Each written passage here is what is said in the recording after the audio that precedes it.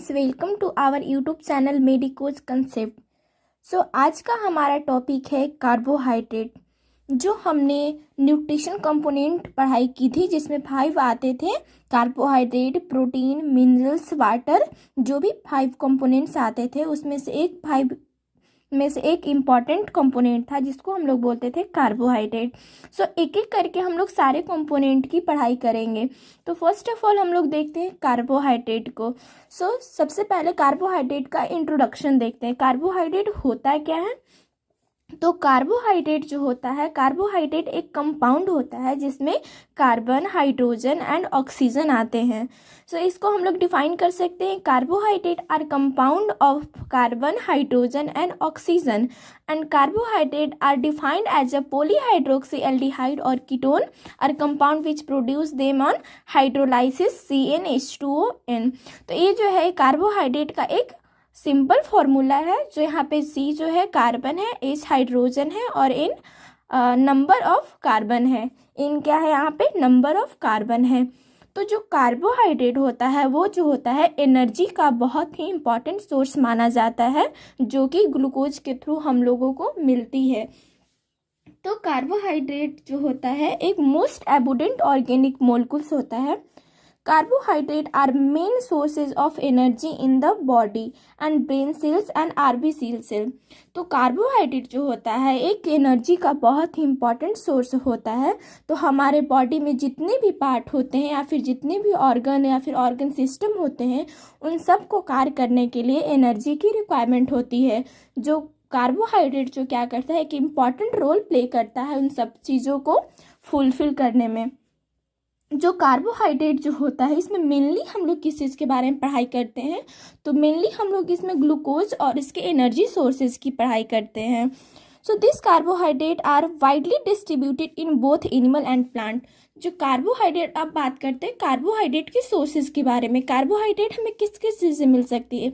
तो कार्बोहाइड्रेट जो होता है इन दोनों सोर्सों से मिल सकती है, चाहे वो एनिमल हो या फिर प्लांट हो। और कार्बोहाइड्रेट को हम लोग सैकेराइड के नाम से भी जानते हैं। और सैकेराइड जो है एक ग्रीक वर्ड से लिया गया है जिसको हम लोग बोलते हैं सैक्रोन, जिसका मीन्स होता है शुगर। अब बात की हम लोग कि कार्बोहाइड्रेट का जो सोर्स होता है वो दोनों होता है, प्लांट एंड एनिमल। तो प्लांट में कहाँ से मिलते हैं और एनिमल में कहाँ से मिलते हैं? तो प्लांट में मेनली कार्बोहाइड्रेट का जो वाइडली सोर्स होता है वो होता है राइस, लेकिन इस पोटैटो, बीट और बहुत सारी ऐसे प्लांट से जो हमें मिलती हैं उन सब कार्बोहाइड्रेट जो होती हैं, लेकिन मेनली जो होता है राइस होता है। लेकिन हम लोग आजकल क्या करते हैं, किचन में खाना बनाते हैं तो जो राइस होता है उसको बहुत ही अच्छे से उसको साफ कर देते हैं, जिससे क्या होता है उसका कार्बोहाइड्रेट चला जाता है।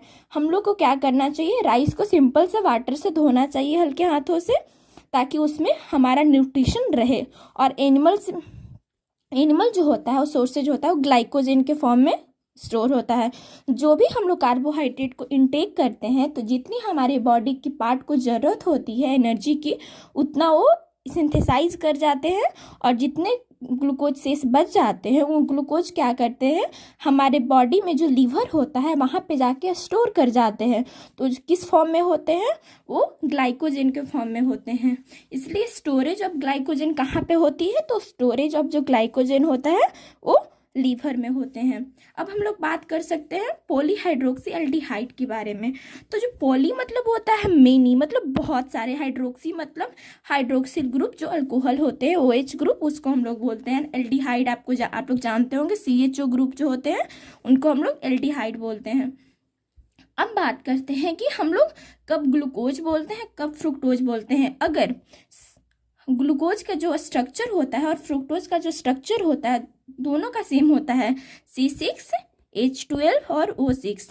एक कार्बोहाइड्रेट में फ्रुक्टोज का भी फार्मूला यही होता है और ग्लूकोज का भी फार्मूला यही होता है। लेकिन अगर उसका जो फार्मूला होता है उसमें कीटोन ग्रुप अगर रहेगा तो उसको हम लोग बोलेंगे फ्रुक्टोज, और जो जिसमें एल्डिहाइड ग्रुप ऐड होगा उसको हम लोग बोलेंगे ग्लूकोज। तब हम लोग इसके आगे देखते हैं। इंट्रोडक्शन हम लोग देख लिए, अब उसका क्लासिफिकेशन देखते हैं। कार्बोहाइड्रेट का क्लासिफिकेशन, जो कार्बोहाइड्रेट होता है उसको मेनली हम लोग 3 भाग में डिवाइड कर देते हैं, मोनोसेकेराइड, ओलिगोसेकेराइड एंड पॉलीसेकेराइड। तो मोनो मतलब क्या होता है, मोनो मतलब वन होता है, सेकेराइड मतलब शुगर होता है। तो जिसमें शुगर के एक कंपोनेंट रहेंगे उसको हम लोग बोलेंगे मोनोसेकेराइड और ओलिगोसेकेराइड। तो ओलिगो मीन्स होता है फ्यू और सेकेराइड मतलब होता है शुगर। तो जिसमें फ्यू का मतलब अगर 2 से 10 जिसमें सेकेराइड रहेंगे, शुगर के कंपोनेंट रहेंगे, तो उसको हम लोग बोलेंगे ओलिगोसेकेराइड। अब बात करते हैं पॉलीसेकेराइड के बारे में। तो पॉली मतलब होता है मेनी और सेकेराइड मतलब होता है शुगर। तो अगर 2 या 10 से अधिक ज़्यादा रहेंगे उसके कंपोनेंट कार्बोहाइड्रेट के, तो हम लोग उसको पॉलीसेकेराइड के रूप में डिफाइन करते हैं। अब जो मोनोसेकेराइड होते हैं इनको भी हम लोग on the basis of number of carbon and functional group इसको हम लोग डिवाइड कर देते हैं। तो अगर कार्बन के मतलब मोनोसेकेराइड के 3 मतलब नंबर रहेंगे तो उसको हम लोग बोलते हैं ट्राइओजेस, टेट्रोजेस, पेंटोजेस, हेक्सोजेस, हेप्टोजेस, ऐसे करके हम लोग इसको डिवाइड करते जाते हैं। आप लोग जानते होंगे नंबर ऑफ 1 कार्बन को हम लोग बोलते हैं मोनो, 2 को डाई, ट्राई, टेट्रा, पेंटा, हेक्सा, ऐसे करके हम लोग उसको डिफाइन करते जाते हैं। अब बात करते हैं ओलिगोसेकेराइड के बारे में। तो ओलिगोसेकेराइड में हम लोग जाने कि ओलिगो मतलब होता है फ्यू, जिसमें 2 से 10 होता है। तो जिसमें 2 रहता है उसको हम लोग डाइसेकेराइड के रूप में डिफाइन करते हैं, 3 रहता है तो ट्राई, 4 रहा तो टेट्रा, और ऐसे करके इसको हम लोग डिवाइड करते रहते हैं। तो यहाँ पे अगर कार्बन या फिर ग्लूकोज की बात की जाए तो अगर ग्लूकोज के 2 कंपोनेंट यहाँ पे रहे, मोनोसेकेराइड के 2 कंपोनेंट रहे, तो उसको हम लोग बोलते हैं डाइसेकेराइड। तो ये कुछ एग्जाम्पल है। तो अगर हम लोग इसको एक एक करके डिफाइन करते हैं तो हम लोग आगे देख लेंगे इसको। और जो पॉलीसेकेराइड हुआ इसको हम लोग 2 भाग में डिवाइड कर देंगे, होमोपॉलीसेकेराइड एंड हेट्रोपॉलीसेकेराइड। तो होमो मतलब होता है सेम और पॉली मतलब होता है मेनी, सेकेराइड मतलब शुगर। अगर सेम मोनोसेकेराइड बहुत सारे मात्रा में अगर एक साथ अटैच होते हैं तो उसको हम लोग बोलते हैं होमोपॉलीसेकेराइड। हेट्रो मतलब होता है कि इसका मतलब होता है डिफरेंस। अगर डिफरेंस बहुत सारे सेकेराइड आपस में अगर अटैच होते हैं उसको हम लोग बोलते हैं हेट्रोपॉलीसेकेराइड। और जब 2 मोनोसेकेराइड आपस में जुड़ते हैं या फिर दोनों बॉन्ड जो क्रिएट करते हैं उसको हम लोग बोलते हैं ग्लाइकोसिडिक बॉन्ड। 2 कार्बन जब आपस में अटैच करते हैं तो कौन से बॉन्ड के थ्रू अटैच करते हैं, तो उसको हम लोग बोलते हैं ग्लाइकोसिडिक बॉन्ड। अब एक एक करके हम लोग देखेंगे, डिफाइन करेंगे। तो फर्स्ट ऑफ ऑल मोनोसेकेराइड। तो मोनो मतलब होता है 1 एंड सेकेराइड मतलब शुगर। तो जो मोनोसेकेराइड होता है एक सिंपल शुगर होता है। Monosaccharide is a simple sugar that can not further hydrolyse. अब ये सिंपल शुगर तो खुद ही है, एक ही कार्बन है इसमें, अब इससे ज़्यादा तो कम हो नहीं सकता है। तो ये that can not further hydrolysed, these are divide on the basis of functional group. और कौन से बेसिस पे, फंक्शनल ग्रुप के बेसिस पे इसको डिवाइड किया गया है। तो 3 मोनोसेकेराइड होते हैं, ग्लूकोज, गैलेक्टोज एंड फ्रुक्टोज। और तीनों का जो फॉर्मूला होता है वो सेम होता है, C6H12 और O6। ये तीनों क्या है, मोनोसेकेराइड है। अब बात की हम लोग कि जो मोनोसेकेराइड होता है उसको on the basis of functional group इसको हम लोग 2 भाग में डिवाइड कर देते हैं। तो फर्स्ट आता है एल्डोजेज एंड सेकेंड आता है कीटोजेज।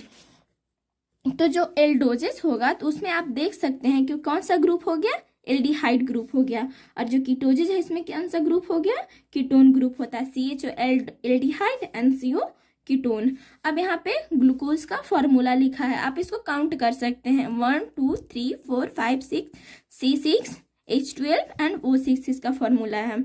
और ये भी फ्रुक्टोज है, इसका भी सेम है, बट अंतर इतना है कि यहाँ पे आप देख सकते हैं इसमें कीटोन ग्रुप लगा हुआ है और इस यहाँ पे एल्डिहाइड ग्रुप लगा हुआ है। तो एल्डिहाइड ग्रुप लगा हुआ है तो इसको हम लोग ग्लूकोज बोल दिए, और यहाँ पे कीटोन ग्रुप लगा हुआ है तो इसको हम लोग फ्रुक्टोज बोल दिए। अब नंबर ऑफ बेसिस कार्बन पे इसको एल्डिहाइड मतलब बांटा गया है। तो जैसे कि ट्राइओजेज, अगर कार्बन जैसे कि यहाँ पे हम लोग फॉर्मूला एक देखे थे, CnH2O के होलेन, तो यहाँ पे हम लोग नंबर ऑफ कार्बन देते जाएंगे। तो एक मोनोजेस भी आता है, डाइओजेस भी आता है, बट उसमें फंक्शनल ग्रुप ऐड नहीं हो पाता है, जिसकी वजह से उसमें एल्डिहाइड और कीटोन फॉर्म में हम लोग नेमिंग नहीं कर पाते हैं। तो नंबर ऑफ कार्बन 3 पर हम लोग लेते हैं तो ट्राइओजे जिसको हम लोग डिफाइन करते हैं, और इसका फार्मूला आता है C3H6O3, और एल्डिहाइड फॉर्म में इसका नाम होता है ग्लिसरॉल्डिहाइड, और कीटोन फॉर्म में इसका नाम होता है डिहाइड्रोक्सी एसीटोन। वैसे ही टेट्रोजेज जो होता है उसको एल्डोज फॉर्म में हम लोग बोलते हैं इरिथ्रोज, और कीटोज फॉर्म में बोलते हैं इरिथ्रुलोज, और पेंटोज को हम लोग एल्डोज फॉर्म में राइबोज बोलते हैं, और कीटोज फॉर्म में राइबुलोज बोलते हैं। वैसे ही हेक्सोज जो होता है इसका C6H12O6 से ग्लूकोज से फॉर्मूला मैच कर रहा है, तो एल्डोजेज फॉर्म में इसको हम लोग ग्लूकोज बोलते हैं, और कीटोजेज फॉर्म में इसको हम लोग फ्रुक्टोज बोलते हैं। अब आता है हेप्टोज, तो हेप्टोज जो होता है उसको एल्डिहाइड फॉर्म में बोलते हैं ग्लूकोहेप्टोज, और यही कीटोन फॉर्म में बोलते हैं सेटोहेप्टोज। तो ऐसे बहुत सारे हैं, लेकिन जितना आप लोग के लिए इम्पॉर्टेंट था उतना मैंने यहाँ पे आपको बता दिया है। अब मोनोसेकेराइड खत्म हो गया, अब यहाँ पे होता है ओलिगोसेकेराइड के बारे में। तो ओलिगो का मतलब होता है फ्यू, और सेकेराइड मीन्स शुगर। तो contain 2 to 10 monosaccharide molecules which are further hydrolysis in simple form.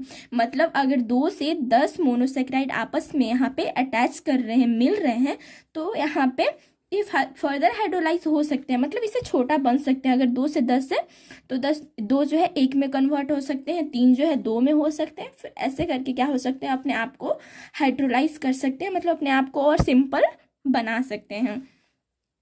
अब हम लोग इसका टाइप्स के बारे में देख लेते हैं कि ओलिगोसेकेराइड को भी हम लोग डिवाइड किए हुए हैं। तो ओलिगोसेकेराइड में आ जाता है डाइसेकेराइड, ट्राइसेकेराइड एंड टेट्रासेकेराइड। डाई मतलब 2, अगर 2 मोनोसेकेराइड आपस में with the help of glycosidic bond attach करते हैं तो उसको हम लोग बोलते हैं डाइसेकेराइड। ट्राई मीन्स होता है 3, और अगर 3 मोनोसेकेराइड आपस में अटैच करते हैं with the help of glycosidic bond तो उसको बोलते हैं ट्राइसेकेराइड। और टेट्रासेकेराइड मतलब 4 मोनोसेकेराइड अगर आपस में जुड़ते हैं तो उसको बोलते हैं टेट्रासेकेराइड। अब जो डाइसेकेराइड है, हम लोगों भी देखे कि मोनोसेकेराइड 3 था, ग्लूकोज, फ्रुक्टोज एंड ग्लैक्टोज। वही तीनों जो होता है 2-2 को ग्रुप बना करके अगर अटैच होता है तो वो डाइसेकेराइड को फॉर्म करता है, और 3 डाइसेकेराइड बनते हैं, माल्टोज, लैक्टोज एंड सुक्रोज। अब जो नीचे लिखा हुआ है इसके सोर्स है। माल्टोज जो होता है वो जितने भी फ्रूट्स हम लोग खाते हैं वहाँ से जो शुगर के मिलते हैं उसको हम लोग बोलते हैं माल्टोज, और जो मिल्क से मिलता है उसको बोलते हैं लैक्टोज, और जो शुगर से मिलते हैं, जो चीनी हम लोग खाते हैं उसको मिलते हैं क्या, सुक्रोज। अब हम लोग इसको डाइसेकेराइड को हम लोग यहाँ पे डिटेल से देखेंगे। तो डाइसेकेराइड को हम लोग डिफाइन करेंगे, जो क्या करता है, डाइसेकेराइड जो क्या करता है, कंटेन करता है 2 मोनोसेकेराइड को। तो इसको हम लोग इस तरह से डिफाइन कर सकते हैं, 1 monosaccharide is attached with another monosaccharide bye the help of glycosidic bond और लिंकेज।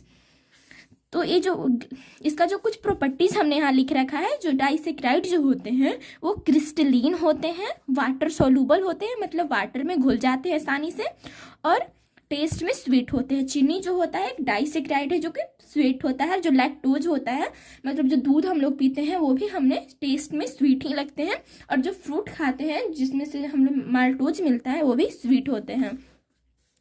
अब जो डाइसेकेराइड है वो भी क्या करता है, they are further classified on the basis of present और absence of reducing group।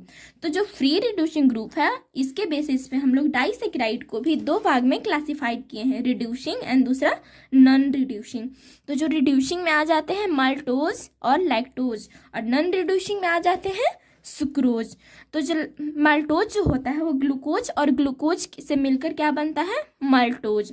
मतलब ग्लूकोज, अगर 2 ग्लूकोज के मोलिक्यूल्स आपस में अटैच्ड करते हैं तो वो फॉर्म करते हैं माल्टोज को, जो कि एक रिड्यूसिंग डाइसेकेराइड में आते हैं। और अगर ग्लैक्टोज और ग्लूकोज आपस में अटैच होते हैं तो वो लैक्टोज को फॉर्म करते हैं। और नॉन रिड्यूसिंग में आ जाते हैं सुक्रोज, जिसमें ग्लूकोज और फ्रुक्टोज आपस में कंटेन करते हैं, तो उसको हम लोग बोलते हैं क्या, सुक्रोज। अब हम लोग यहाँ पे स्ट्रक्चर को देख लेते हैं, माल्टोज का स्ट्रक्चर, लैक्टोज का स्ट्रक्चर और सुक्रोज का स्ट्रक्चर। तो माल्टोज का स्ट्रक्चर जो होता है कुछ इस तरह से होता है। यहाँ पे हम लोग ने बेंजीन रिल बना करके, बेंजीन का फॉर्मूला आप लोग को पता होगा C6H6, उसी के जैसे कि कार्बन, जैसे कि ग्लूकोज का जो फॉर्मूला होता है वो भी होता है C6H12O6। तो उसी के हेल्प से हम लोग बेंजीन रिंग बना करके इसका फॉर्मूला को हमने लिखा है। और ये दोनों हमने बात किया है ग्लूकोज और ग्लूकोज आपस में अटैच करते हैं तो माल्टोज को फॉर्म करते हैं। दो मैंने ग्लूकोज का फार्मूला बना दिया है। तो यहाँ पे आप लोग देख सकते हैं कि एक लिंकेज बना रहा है, जैसे कि अल्फा बीटा। तो नेमिंग करना आप लोग जानते होंगे, जिस साइड से फंक्शनल ग्रुप नज़दीक होता है उस तरफ से हम लोग जिस तरफ से फंक्शनल ग्रुप जो होता है नज़दीक पड़ता है उस हिसाब से हम लोग नंबरिंग कर लेते हैं। तो यहाँ पे देख सकते हैं जो फंक्शनल ग्रुप है यहाँ से नज़दीक पड़ रहा है। तो यहाँ पे से हम लोग नंबर ऑफ कार्बन 1 से स्टार्ट कर देते हैं, 1 2 3 4 5। तो यहाँ पे जो है फर्स्ट में ही है तो यहाँ पे हम लोग अल्फा बोल देते हैं। अगर नंबर ऑफ कार्बन 1 पे फंक्शनल ग्रुप अटैच होता है तो हम लोग अल्फा बोलते हैं। अगर कार्बन नंबर 2 पे फंक्शनल ग्रुप अटैच होता है तो उसको हम लोग बीटा बोलते हैं, कुछ इस तरह से। अब देख लेते हैं कि जब यहाँ पे 1 हो गया और यहाँ पे 4 नंबर है, तो अगर ये दोनों जुड़ रहा है तो यहाँ पे क्या है, ग्लाइकोसिडिक बॉन्ड बनाएगा। दो ग्लूकोज को आपस में जोड़ने के लिए एक बॉन्ड होता है, एक लिंकेज होता है जिसको हम लोग बोलते हैं ग्लाइकोसिडिक बॉन्ड। और ये अल्फा है तो अल्फा और 1 4 मतलब कार्बन नंबर 1 और कार्बन नंबर 4 पे है तो ये दोनों अटैच करके कौन सा लिंकेज बनाएगा, अल्फा 1 4 ग्लाइकोसिडिक बॉन्ड या फिर ग्लाइकोसिडिक लिंकेज। जस्ट लाइक उसी तरह से यहाँ पे लैक्टोज का फॉर्मूला हम लोग देख लिए हैं, ग्लैक्टोज और ग्लूकोज मिलकर बनता है। तो जस्ट लाइक वैसा ही होता है। अब बस थोड़ा सा अंतर ये रहता है कि ये जो फंक्शनल ग्रुप होता है बीटा नंबर कार्बन पे होता है, मतलब सेकंड नंबर पे होता है, तो इसलिए हम लोग बीटा बोल देते हैं। अब इसका नाम अगर हम लोग दे तो यहाँ पे लिख सकते हैं बीटा 1 4 ग्लाइकोसिडिक लिंकेज। अब हम लोग बात करते हैं सुक्रोज के स्ट्रक्चर को, तो बिल्कुल वैसा ही होता है, ये अल्फा डी ग्लूकोज और अल्फा डी फ्रुक्टोज। और यहाँ पे आप लोग सोच रहे हैं ये डी क्या है, तो डी जो होता है एक आइसोमर होता है, एल और डी आइसोमर्स होता है। तो मेनली जो देखा जाता है हम लोग को डी देखा जाता है, डेक्स्ट्रो और लेवो। तो यही है यहाँ पे आप देख सकते हैं ग्लूकोज का स्ट्रक्चर आप पहले भी देखे हैं, फ्रुक्टोज का बिल्कुल सेम होता है, बस वही अंतर होता है। अब हम लोग इसको नाम दे सकते हैं अल्फा बीटा 1 4 ग्लाइकोसिडिक लिंकेज, ठीक है। अब हम लोग आगे देखते हैं, डाइसेक्राइड तो हो गया, ट्राइसेक्राइड देखते हैं।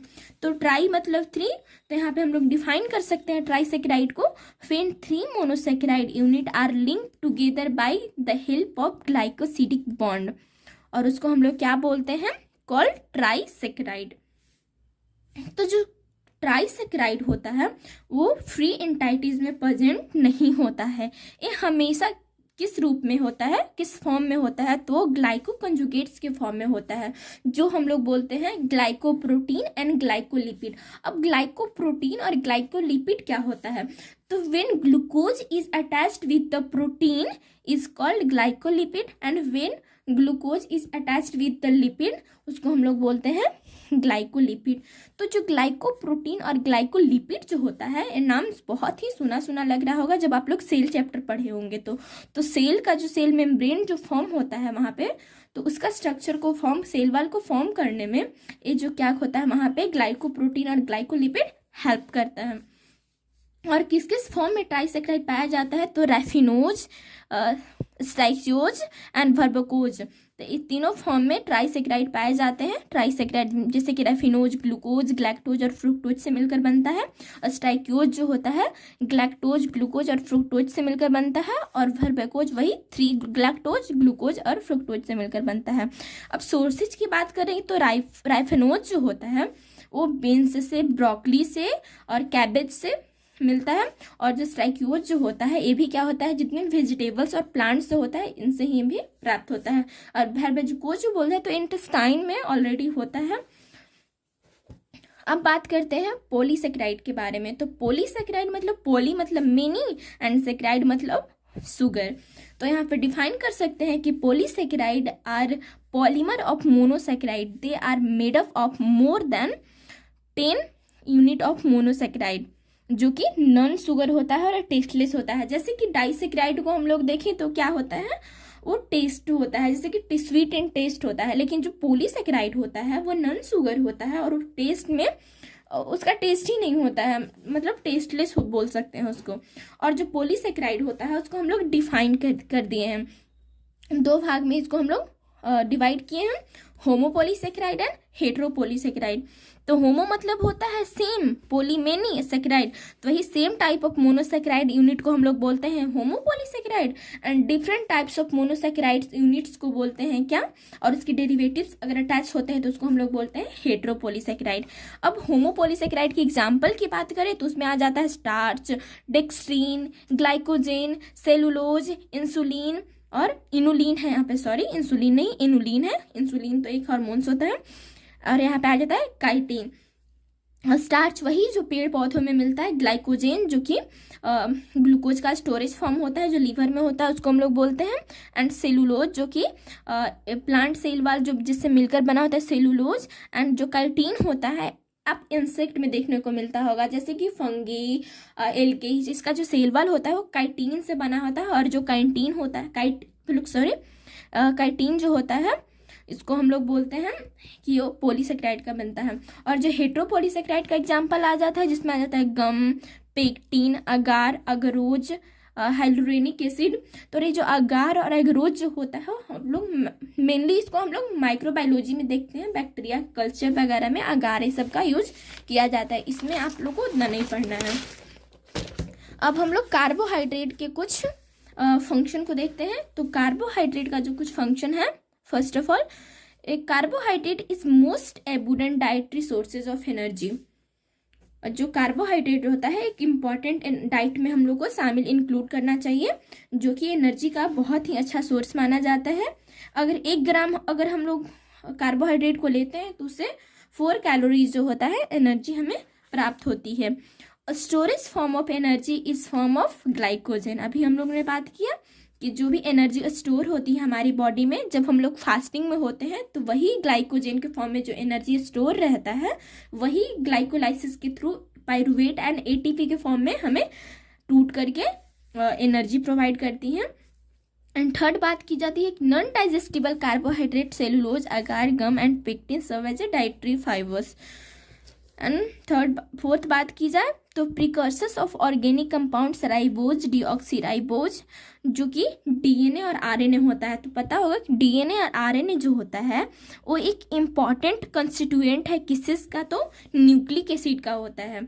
और ग्लाइकोलिपिड, ग्लाइकोप्रोटीन जो होता है एक हमने बात किया जो कंजुगेटेड होते हैं उसमें होते हैं, ग्लाइको कंजुगेटेड के एग्जाम्पल हैं, और प्रोटियोग्लाइकोन। अब बात की जाए कि अगले नेक्स्ट फंक्शन के बारे में, तो participate in structure of cell membrane. अभी हमने इसके आगे भी बताया था कि जो ग्लाइकोलिपिड होते हैं और ग्लाइकोप्रोटीन होता है वो जो सेल के जो सेल मेम्ब्रेन होते हैं उनके स्ट्रक्चर के फॉर्म करने में ये हेल्प करते हैं। And carbohydrate play a role in lubrication, cellular intercommunication and immunity. जो कार्बोहाइड्रेट होता है लुब्रिकेशन में, सेलुलर इंटरकम्युनिकेशन में एंड इम्यूनिटी में भी क्या करता है, इंपॉर्टेंट रोल प्ले करता है। और जो कार्बोहाइड्रेट जो होता है serve as a structural component and glycosaminoglycans जो होता है ह्यूमन में उसमें, और सेलुलोज इन प्लांट, पता होगा प्लांट का जो सेल वाल होता है वो सेलुलोज से मिलकर बना होता है। एंड काइटिन इन इंसेक्ट, वह इंसेक्ट फंगी एल्गी के बारे में बात करते हैं जो हम लोग पहले भी बात किया जाता है। एंड जो कार्बोहाइड्रेट होता है इन्वॉल्व होता है किसमें, डिटॉक्सिफिकेशन में। डिटॉक्सिफिकेशन मतलब आप लोग जानते होंगे, डिटॉक्सिफिकेशन मतलब होता है रिमूवल ऑफ टॉक्सिक सब्सटेंसेज, उसमें भी कार्बोहाइड्रेट क्या करता है, इन्वॉल्व होता है। एंड जो कि किस फॉर्म में होता है, ग्लूकुरोनिक एसिड।